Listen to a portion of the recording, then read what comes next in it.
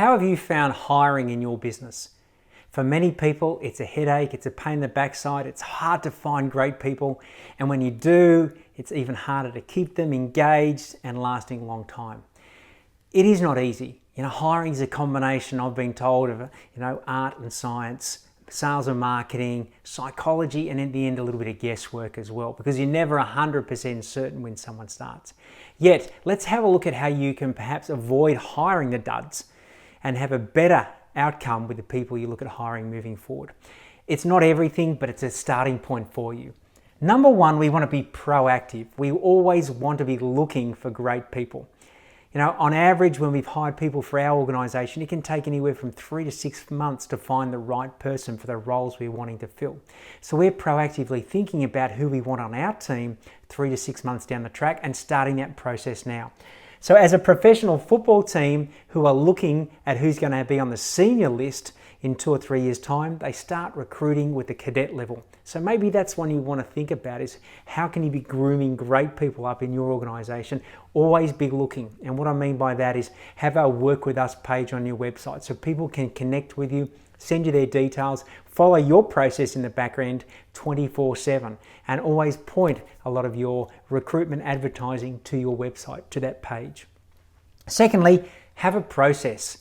We probably all winged it before with people when bringing them on.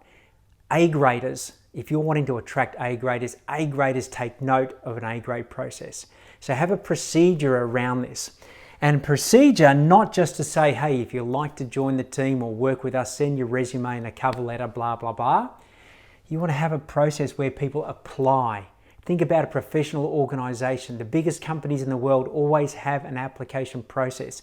This way you get the information you want to know about the employee or the potential employee versus them telling you information in a resume which is what they think you want to hear, and primarily it's their skill set. Over and over again, the employees that will cost you the biggest headaches are the ones who have a bad attitude and don't fit the values of your organization. That's where you should be focusing your hiring on, as well as the skill set.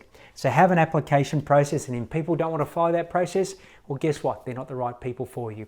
Interview them. We suggest 3 times with 3 different people in your organization if you have the capabilities to do so, and in 3 different situations. One could be a skill set, one could be with the team, and one could be with yourself or someone else who makes the ultimate decision.